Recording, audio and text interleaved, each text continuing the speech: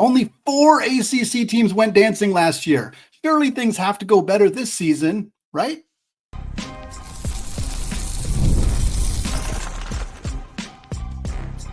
You are Locked On College Basketball, part of the Locked On Podcast Network. Your team every day. What's up, folks? Welcome into Locked On College Basketball Podcast, a daily national college hoop show, part of the Locked On Podcast Network. Your team every day. We are your co-hosts. I'm Andy Patton. He is Isaac Schade, and you are joining us on this Friday here at The Place to get your college basketball content every single day. I want to thank all of you who have made this show your first listen or your first watch of the day. Remind you that you can check out this show ad-free by listening on Amazon Music. Also, of course, want to give a special shout out to those everyday listeners and those of you who've been hanging out with us in the Locked On College Basketball Discord community.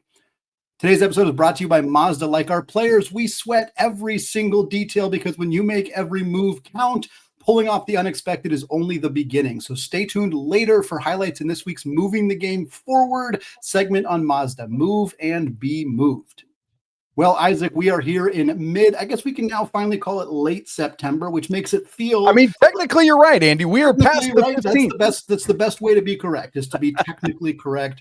We are technically correct. It is late September. That means college basketball is right around the corner. And it also means we are doing our third conference preview. We're going to do 9 of these between now and the start of the college basketball season. We started with the SEC 2 weeks ago. Last week, we talked about the Atlantic 10 Conference. And today we are talking about a conference with some of the bluest blue bloods in this sport, the ACC. We're talking about some preseason all-conference predictions, who's going to make our teams, our transfer of the year, player of the year, coach of the year, various awards. We'll give you some tiers for this conference and our predictions for what is probably the biggest question about this conference at this point, which is how many teams are going to go dancing? Because, Isaac, it was not a great year last year for the ACC. We saw it kind of get off to a really rough start when they got boat raced as a conference by the SEC as part of their challenge. And then we had 3 teams win 2 or lose 2 or less games in conference play. Duke went 19-1, which, okay, Duke was very, very good last year. But then you had both Louisville and Clemson going 18-2. The bottom half-ish, kind of more than half of this conference was just not in a good spot last year. After those top 3, the team that finished in 4th place had 7 losses. It was a rough and tough season for the Atlantic Coast Conference. The main question now, Isaac, things have to get better for this league, right? I mean, this is a conference that has historically dominated this sport, and maybe they don't jump all the way back to number 1, but they got nowhere to go but up. Yeah, I mean, good grief, Andy. When you look at Ken Palm's conference ratings from last year, we talked about this a good bit. Mm-hmm. And in 5th place out of the Power 5 conferences, they were actually closer to 6th place, the Mountain West, than they were to 4th place, whoever that was, probably the Big East. I'm looking now in real time. Yeah, the Big East. They were wildly closer to the Mountain West, actually, than to the Big East in 4th place. And by the way, Big East was well back of the Big 12, who was in 3rd place. So, like, big gaps. Mm-hmm. Andy, I think there's a couple parts of it. We'll get to the coaching angle in a second. Mm-hmm. I remember when we did this show this time last year, Andy. I don't know if you remember this conversation you and I had.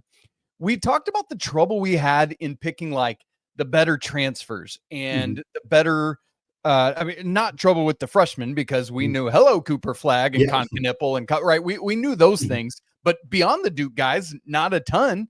I guess we would have talked about Ian Jackson and some other people, but the point remains, we had no trouble doing that with the Big 12 and the SEC. The reason I say that is to say, if for no other reason, then I think the talent, Andy, has taken a big step forward in the ACC last year. I feel like in the transfer portal season, and as we looked at, using 247, 3 of the top 10 players in this class are in the ACC this year. The talent that came in through the portal, Andy, I thought was much, much, much better than we had last year. And so even if from just that standpoint, I think it's got to improve. Yeah, I agree. I mean, I had a hard time picking my top 5 players in the conference and transfer of the year. I have a lot of options. I think there's 4 or 5 transfers that could very easily be in the all ACC first team conversation. And I think when you look at a league like this and you're thinking, wow, all of the players that I want to rank, as top 5 players in this league or top 10 players are newcomers, whether they're freshmen or transfers. At first, it's like, oh, is that a good thing? And it's like, well, considering how bad this conference was last year, yes, I would say yes, that is a good thing that there is a huge influx of talent. You kind of expect it at programs like Duke, where they had this tremendous freshman class and all those guys left and got drafted. And so now you have this new tremendous freshman class coming. It happens at places like Duke fairly regularly, and that's what makes them so successful. But for other teams, teams that, again, we kind of have alluded to it already, but there was 4 major coaching changes in this conference, and each of those 4 new programs, new coaches, brought in tremendous amount of talent. You have Ryan Odom taking over at Virginia for Ron Sanchez, technically for Tony Bennett, kind of.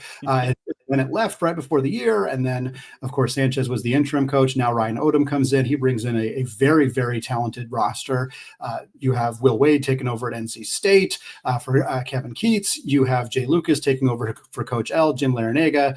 And then you have the last one is Luke Laux taking over at Florida State for Leonard Hamilton. And all of those rosters look on paper better than they were last year. Does that mean that those 4 teams are going to carry the ACC? No, not necessarily, but it means that the middle of the conference is going to be, in my mind, significantly improved based on the amount of talent that's joining those rosters. The new coaches should kind of inject a little bit of life into a conference that really desperately needed it.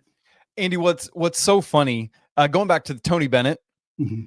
So here we sit as people are watching this. It's Friday, September 19th. Andy, it feels pretty close to the season, right? Yeah. We're still a month away. He retired on October 18th. It's so bonkers to me. Tony Bennett, like, what were you doing? Anyway, Andy, as we get to the coaching of all this, 3 of those 4 teams that got new coaches lost coaches that had been there 13 or more years. Leonard Hamilton, 23 at Florida State. Tony Bennett, 15 plus years at Virginia.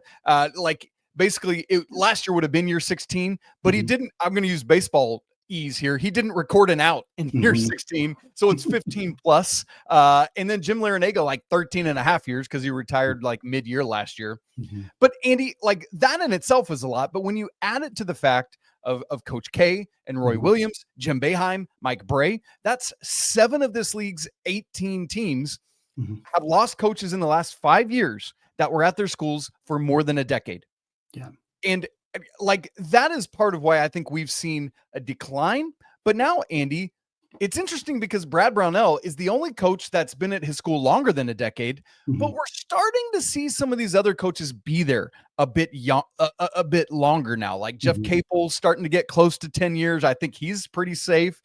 Hubert Davis, year 5, John Shire, year 4. How are we already there? And so, like Pat Kelsey, I know it's only year 2, but Andy, that's not going anywhere, dude. He's got that thing rocking and rolling already. And so I'm wondering, Andy, if even from a coaching standpoint as well, are we coming through the valley and starting to climb up the other side? Does that make sense? Yeah, I think so. But I'm looking at this right now, and of the coaches who are entering their 5th or longer year at their program, like, I feel pretty good about Capel probably getting to 10. He's at 8 right now. I think that barring, it would have to be a very epic collapse or his own decision for him to not get to 10. But after that, Mike Young, he's on the hot seat. I wouldn't feel confident about him being there 3 more years. Earl Grant is entering year 5. He's not going to make it 10 years. Steve Forbes entering year 6. That one's maybe a bit more of a 50-50, but I wouldn't feel great about that. If I was Wake Forest, I would either want a new coach, or if basically you need to make the tournament in the next year or 2. If he doesn't make the tournament in the next 2 years, there's no way he's going to be there till year 10. So I don't know. After that, you got Davis at year 5, who was also, not guaranteed to be there 2 more years, much less 5 more years. And so, I don't think his seat is as hot as like Mike Young, but because it's North Carolina and the roller coaster, I think there is a lot of real job pressure on him this year. I will say it that way. Yeah. And I think there's some younger coaches. Obviously, you mentioned Pat Kelsey. I think Enfield's going to get a long run at SMU. I think Kyle Smith's going to get a long run at Stanford. We'll see about Damon Stoudemire. That's a bit of a question mark, but I wouldn't be surprised to see him get a decent leash at Georgia Tech. But Yeah, I'm not sure how many coaches we're going to have putting in 10, 12, 15 years of work in the ACC right now. I don't look at this group and see anybody who's really on the cusp of getting there, with the exception of Capel, which is interesting. I don't think that a significant amount of coaching change happening is a bad thing. I mean, I think that the changes needed to happen at some of these places. NC State needed to make a change. Florida State, it was time for Leonard Hamilton to step aside, and it was time for Coach Larranaga to step aside as well. Obviously, the Tony Bennett situation is a little bit different, but like this influx of new coaching talent is a good thing. And in an era where you can turn programs around really fast, I mean, yeah, I think that is a huge advantage for this conference. Louisville was at the bottom of this league 2 years ago. Now they're at, a consensus top 10, maybe even consensus top 5 team in the sport heading into this year. And I don't know that we can really quickly, literally last year by number of wins gained from the year before, Louisville had the most in the nation at plus 19. Yeah. Yeah. That is, I mean, that 19 more wins. And that is a bonkers amount. That's a good season, is 19 wins for the most part. Like, that is absolutely crazy. So yeah, I think it's the conference is in a really weird spot right now, but I think that there's a lot of young coaching talent in this league that promises a potentially very promising future for this league, but it's just still kind of in the middle of that transitional period. Yeah, Andy, really interesting stuff. Those are clearly the big storylines, along with more talent coming to Duke. We're going to talk about one of those players coming up just a second as we get to looking at our preseason all-conference lists, plus our end of the season award winners, all of that and more coming up here in just a second.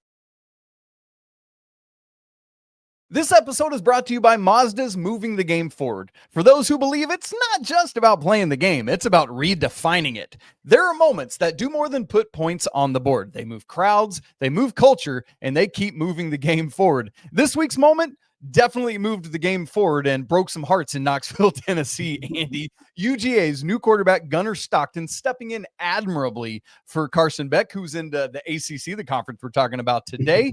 They had that game at Tennessee that was crazy. Unfortunately for the Vols, they miss a kick at the end of regulation that would have won it, and boy, did the Dogs take advantage for the game. Andy, Stockton had 304 yards, 2 TD passes. That's 304 passing yards, not on the ground, I should specify. And he ran for another touchdown as the Bulldogs knocked off the Vols in OT. Crazy stuff. When you follow what moves you, the unexpected is only the beginning. And just like there's more to every highlight, there's more to a Mazda vehicle. Mazda, move and be moved. Today's episode is also brought to you by Wayfair, folks. The weather's cooling down, the days are getting shorter, and that has me wanting to make my home feel even cozier. And when it comes to cozifying your space this fall, Wayfair, that's the place to go. Wayfair has everything that you need to set the mood for the season, whether it's comfy recliners, warm bedding, autumn decor, or even an espresso machine, so you can make your favorite latte at home. One of my favorite things for the fall and winter is having a good blanket. It's so darn important. I've been looking around forever, and Wayfair has just the perfect stuff. I think it'll really help our house feel like fall. Wayfair's delivery is fast, it's free, and it's hassle-free, which makes a huge difference when you're trying to refresh your house, especially because life is just so darn busy. In the fall, it's football season for many of us. Basketball is coming around the corner. So cozify your space with Wayfair's curated collection of easy, affordable fall updates. From comfy recliners to cozy bedding and autumn decor, you'll find it all for way less at wayfair.com. That's wayfair.com. Wayfair, every style, every home. All right, Isaac, continuing our conversation here about the Atlantic Coast Conference, a basketball powerhouse conference that was anything but last year, but certainly has a ton of talent in the league this year. And so what we're going to do now is we're going to give you our preseason all-conference teams. We don't do 10-team first team all conference. We're talking 5 players only. And one of the rules that Isaac and I have is we do not pick multiple players from the same team. So this is not going to be Duke's starting lineup or Louisville's starting lineup. There will be only one player from each team. Isaac, why don't you start and let us know who your five player all ACC team is? Absolutely. Mr. Patton. Man, this is fun. The hard thing is getting into these 18 team leagues, but whatever. I'm going to start with Cameron Boozer. Yeah. Carlos's son. Boy, I really hope I don't get into a lawyer situation this year where I'm going to have to start apologizing to the Boozer family like I do to the lawyer family, but whatever. Cam Boozer has won everywhere he's gone. He's not necessarily the highlight reel that a Zion was for Duke. So if you're just going to go box score looking, you'll see some good stuff, but you will not appreciate him fully unless you watch Duke play. You need to watch Duke. Don't just box score look. He is a winner, and I'm going to have him on my list. I think he's going to be Duke's best player by far. Next on my list is Darrion Williams transferring in from Texas Tech to NC State. This is a massive get for Will Wade in year one, and part of why we think the Wolfpack is going to be, I don't know, subject verb agreement, so good this year in Raleigh. I'm very excited to add Darrion Williams to this conference, Andy. I think he's going to be great. Third for me, Marcus Burton. This dude is a walking short king bucket. I mean, like, I think I legitimately am taller than Marcus Burton, Andy, and that poor guy. But all he does is score. I wish he was on a better team. I think Braden Shrewsbury is going to be healthy again this year. That should help. And I think they'll be better. But man, so good. From North Carolina, I'm going with Seth Trimble. The makeup of North Carolina's roster construction leads me to believe in him in a big way. From some sources at North Carolina who have seen all their camp games this summer and a practice this fall, got invited to get to go see that. Initially had told me he thought Caleb Wilson would be their leading scorer. When he saw them practice this fall, he changed his mind and said, Seth Trimble. I'm going with him on my first team all ACC. And then, Andy, I had a lot of trouble picking. I knew I wanted a Louisville Cardinal. And I think the fact that I had trouble picking which one is a great sign for Pat Kelsey. Ultimately, and look, I'm somebody that doesn't take rookies on my fantasy football team, but I got two freshmen on this list. I'm going with Mikael Brown. And maybe that's going to get messed up because there's a lot of way talented upperclassmen. But, dude, he is something special, Andy, and I'm excited to watch him. So, Boozer, Darrion Williams, Marcus Burton, Seth Trimble, and Mikael Brown. What about you? Well, we have a lot of overlap. I also want to say that I hope that Marcus Burton and Josh Hubbard and Brooks Barnheiser and those guys just get to hang out and like form a group of we're really good scorers on not very good power conference teams, because it feels like there's quite a few of those guys this year. But I do have three of the same players that you had on your list. I have Cam Boozer for the same reasons you have Cam Boozer. It's crazy that we can say, is he Cooper Flagg? Is he Zion Williamson? Is he Paolo Banchero? Because the fact that we can just compare him to this litany of incredible Duke forwards who are one and done players is a testament to what Duke has been able to do. Boozer's ultimately his own player. I suppose if I was comparing him most closely, it would probably be to Paolo Banchero, at least physically. But I'm very excited to see what he's able to do in John Shire's system. I also have Darrion Williams for NC State. I think Will Wade's going to unlock him in a way that he was already great at Texas Tech, but I think he's going to be an absolute powerhouse this season for the Pack. And then I also have Marcus Burton. Again, he's going to score 20 points per game. I don't know if Notre Dame's going to be good, but unless they finish at the very bottom of this conference, I think that he will end up being in this conversation just by virtue of being potentially the leading scorer or near the top in the conference in scoring. My two differences, I also have somebody from Louisville, probably somebody that you strongly considered for this spot. I am going with Ryan Conwell, a phenomenal scorer, a phenomenal shooter, joining a program that loves to shoot the rock. Conwell is going to have the ball in his hands a lot. Obviously, him and Brown are going to have the ball a ton. This is a high-octane, get up and down the floor offense, and they're going to shoot a bunch of threes. I wouldn't be surprised to see Conwell averaging 18 plus points per game. And then I'm going with Malik Thomas at Virginia, a bit of a wild card here. Malik Thomas transfer from San Francisco. He'd previously been at USC before that. Last year, he averaged over 17 points per game for a very good Dons team. He was a prolific scorer, bigger guard, can kind of play on the wing a little bit. I think he's a great fit for what Ryan Odom likes to do. I think he's going to be a tremendous player for the Cavs this year. And I think if Virginia finishes top 5-6 in this conference, which I think that they're more than capable of doing, I think that he's going to be in conversation for an all ACC player. Nice, Andy. I like that a lot. Let's move to our preseason all ACC awards: Player of the Year, Transfer of the Year, Freshman of the Year, and Coach of the Year. Andy, we've given our 5-team all conference predictions. Which of those 5 dudes is your Player of the Year projection? I'm going with Cam Boozer, and it's tough. I think there's obviously some really great veteran players in this conference, but Boozer is, as you alluded to, he's a winner. He's a winner. I think Duke is a good enough team that they're going to win this conference. We'll talk about that more later. But if they finish first in this league, if Boozer's their leading scorer, if he's their leading rebounder, he's probably not going to lead them in every category the way Cooper Flagg did, but he's going to be their best player. He's going to be the best player on the best team in the league. To me, that makes him the front runner in my mind for Player of the Year. Andy, this is where I said, I don't typically pick rookies on my fantasy football team. And ultimately, I think part of it, too, is I'm not going to pick Cam Boozer, but I think I want to explain why is because what I said earlier, he isn't like a standout, flashy, I do all this stuff. And so I think from that regard, he's going to be part of a big cog that is Duke. And I think there'll be some split votes there. Darrion Williams, on the other hand, I think is going to be the standout dude at NC State, right? Like they've got other good, talented players, but I think he just stands head and shoulders above the rest. And that was buried a little bit last year at Texas Tech because of JT Toppin, quite frankly. And I think that shines through this year. And Andy, quite frankly, if Notre Dame was better or if they become better, sign me up for a whole bunch of stock in Marcus Burton, dude. I absolutely love him. Transfer of the year. Andy, I'll just go ahead and give mine because I just talked about him. Darrion Williams. If he's my player of the year, got to be my transfer of the year. Yeah, it's a pretty obvious pick, and it's obvious not because he's like the only good transfer. It's obvious because he is that good, and he is clearly the front runner. But that says nothing. I mean, I picked 3 transfers out of my 5 players on the first team. I picked him. I also picked Conwell and Thomas. I think those guys are very much in this conversation. I think Isaac McNeely could be in this conversation. I think Henry Vasar at North Carolina could be in this conversation. There is a ton of phenomenal transfers in this league. But for me, it's Darrion Williams until proven otherwise. And I don't think we're going to be proven otherwise.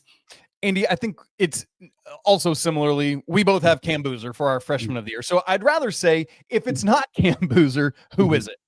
Yeah, I think it's got to be Mikal Brown, which is also the kind of boring pick in this case. But Mikal Brown, I mean, it's point guard U. As Pat Kelsey recently said, he believes that this is the best place for point guards in college basketball. Look what happened with Chucky last year. Mikal Brown's going to be phenomenal this season. He is a very, very gifted player. And the fact that we have to, in order for Mikal Brown to be our pick, we have to say it's not Boozer. And if you say it's not Boozer or Brown, that's when you finally get to Caleb Wilson. And Caleb Wilson in any other conference would probably be your obvious front runner. And that's to say nothing about Dame Sarr or Nick Hamenia or Jalen Harrelson or Shelton Henderson. Like there's so many good freshmen in this league. I'm so excited to see how these guys play. But yeah, I don't see anybody unseating Boozer at the top here. Andy, let's wrap our superlatives with Coach of the Year.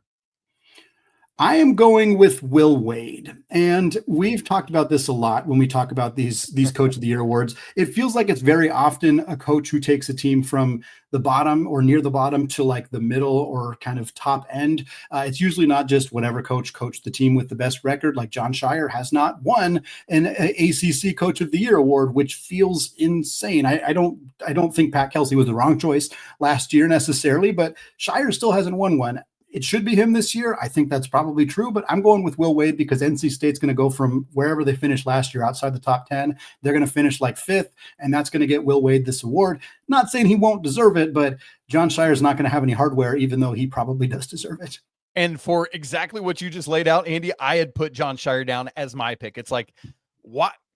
They won 19 ACC games last year, Andy. I'm with you. Like, not that Pat Kelsey didn't deserve it, but it's another reminder of where this type of award is sent. But at some point, if Jon Scheyer and Duke run it back the double again this year, how do you not give it to him? Yep. But look, yes, it's going to go to Ryan Odom or Will Wade because that's what we do. Okay, Andy, only 4 ACC teams went dancing last year. Is the conference going to top that in 2026? We think so, but we're going to give our predictions on that and our tiers to close out the show in just a second. Right after we tell you about Square, you need to know that your favorite hood and neighborhood spots, they all run on Square. There are certain businesses that truly make the neighborhood feel like home. Whether it's the local sports bar that's packed on game days, the coffee shop that knows your order and your name by heart, or the corner deli that's been serving your community for decades, man, those are the places that bring people together. When neighborhoods and businesses thrive, the whole neighborhood thrives. What does supporting a community look like? It looks like spending money that doesn't just support the business, it supports the people behind it and the community around it. Square is a proud partner of more than 4 million neighborhood businesses around the world. You can go to square.com/go/lockedoncollege to learn more. But before you do, go support your favorite neighborhood spot. You're going to be happy you did. Square. See you in the neighborhood. Today's episode is also brought to you by DoorDash. It's almost the weekend, folks. Time to look back and crown this week's MVP on Who Delivered, powered by DoorDash. Just like you can win every Saturday with DoorDash streaks, saving more every time you order. These players delivered when it mattered most. Let's break it down for the Miami Hurricanes. We're talking ACC football. Carson Beck delivered in a big way. Beck helped the Canes obliterate South Florida last week, throwing for 340 yards and 3 tutties while rushing for a touchdown as well. When the pressure was on, Beck came through, no hesitation, no delay. And if you've been watching week after week, this performance was not a fluke. Carson Beck is on a streak. And just like Beck delivered for the Canes, DoorDash delivers your Saturdays. With DoorDash streaks, you can save every Saturday you order. Stack it up all season, and you could save up to $250, including $100 in DoorDash credits. Order this Saturday, keep the streak alive, fuel your game day, only with DoorDash. Terms apply, promo period through November 18th. All right, Isaac, closing out our conversation here about the ACC as we head into what should be another fun season in the conference. For those of you who've been listening to our conference previews, one thing we like to do here is we put the teams in tiers. In this case, because the ACC is so darn bloated, we have 7 different tiers that we are separating these teams out into. Isaac, you put this together. Let's hear what you have to say. I'll see if I can poke some holes in it. But what are your tiers for this conference this season?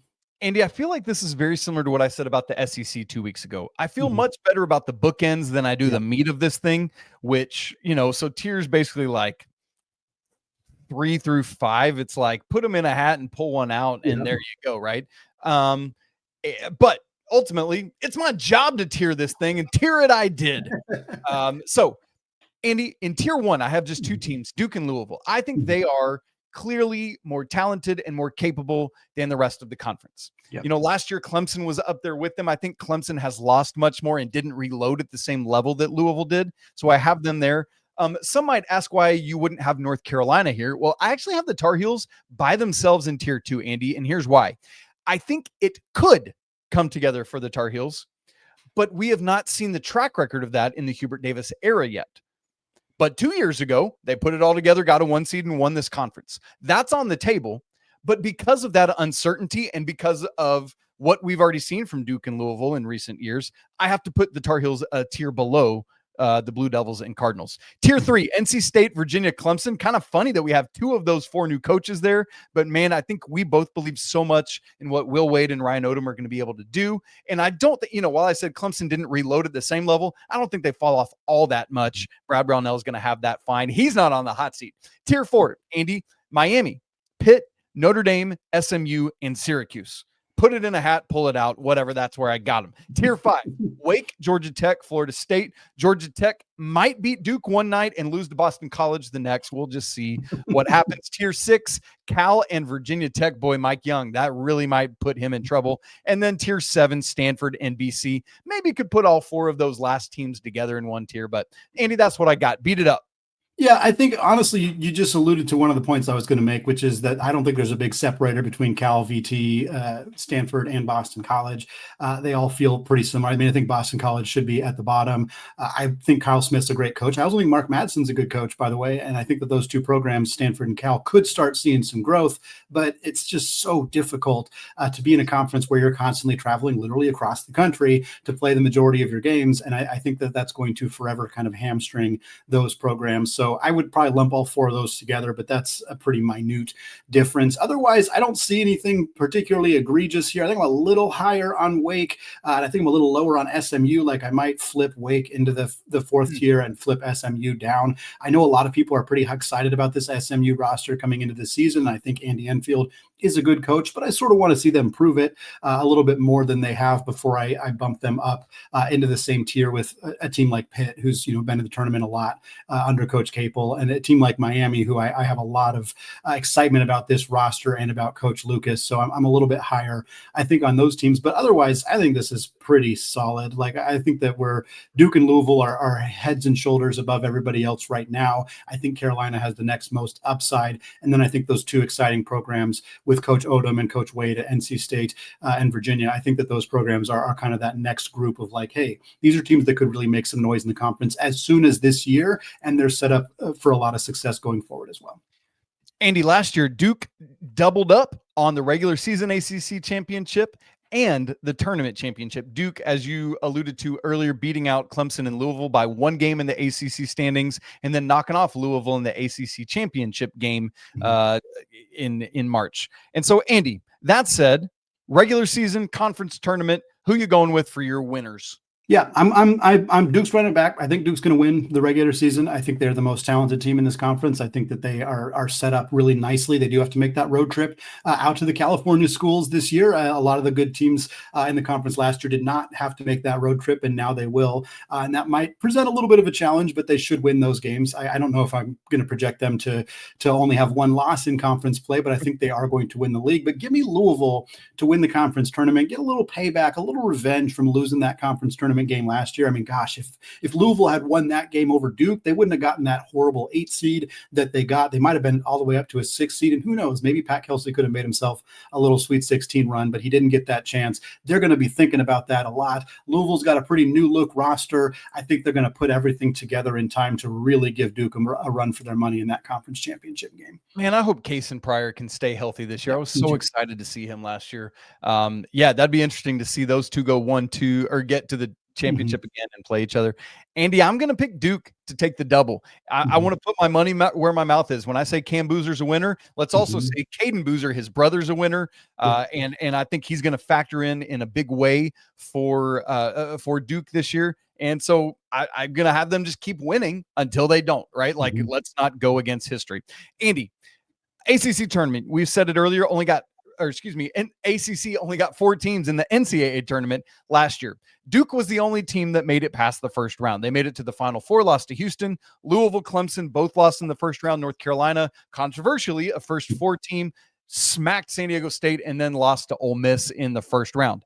Is that happening again, Andy? I want to set an over-under for our ACC NCAA tournament bids at 5.5. I'm going over. I think it's going to be close. I have 6 teams that I'm picking that I think are going to be in the NCAA tournament from this conference. Duke, Louisville, North Carolina, those are the obvious ones. Duke and Louisville a bit more so obvious, but I'd be pretty surprised if Carolina's roster fell apart to the point where they don't make the tournament. Granted, I would have said the same thing at this time last year, so we will see. But I think those 3 teams are in. And then after that, give me the two of the prominent new coaches. Give me Virginia and Ryan Odom. Give me Will Wade and NC State. I think both those programs make it. And then I think Brad Brownell has earned enough respect from us that I would feel bad not picking that team to make it. I am concerned they lost. Their whole team was seniors last year, basically. Every single one of them entered the transfer portal and tried to get additional eligibility. The only one who did is Ian Shefflin, and that's because he's playing football for Clemson. He's not on the basketball court anymore. Has he done anything? I haven't even. I am actually not sure. I do think he played in one of their games. I think I saw some highlights of him like on the field. I don't know if he did anything of note in that game, but I think Clemson's still got a good enough roster. I believe enough in Coach Brownell to put that team in the tournament. So those are my 6. And I put 4 teams that I think are going to be in the bubble conversation. SMU, I think a lot of people have them in. I'm just not quite there with them yet. Syracuse, same thing. A lot of people have them in. I need Red Autry to prove it. He hasn't done so yet. And then Miami and Pitt, I think, will be in that bubble conversation, which is a good result for Jay Lucas and the Canes. It's a mediocre result for Pitt, but I think that they're going to be in that mix. Andy, I have the same 6 teams you have, plus I'm adding Miami. Nice. And so I guess that has me with 3 of the 4 new coaches in the NCAA tournament, which is crazy. But man, if that is true, how good is that for the ACC? Yeah. Going back to our first segment, that'd be really important, both in the short and long term. So very curious to see how this plays out. Can the ACC get back to maybe not even being the ACC, but just taking a step forward, right? And so we're going to be watching out for that and more. Folks, go check out our whole playlist of conference previews. We've got all 3 of them will be in there along with all our team previews. We got a playlist for that as well. Much more good stuff coming up next week when it's going to be just now 6 weeks until the regular season. We can't wait. We're chomping, or rather champing, officially is that phrase, at the bit to get there. Hope you all have a great weekend. If you haven't subscribed to the show, do it now. If you haven't joined the Locked On College Basketball Discord, our guy Vapor is about to spruce that bad boy up. We were talking about it late in the weekend, so shouts to BYU for that. You guys, as always, I want to say apologies to the Lawyer family. Hopefully I won't be saying apologies to the Boozer family. Cheers to the Wild Popes. And cheers, shouts to the McBruins. But until Monday, peace.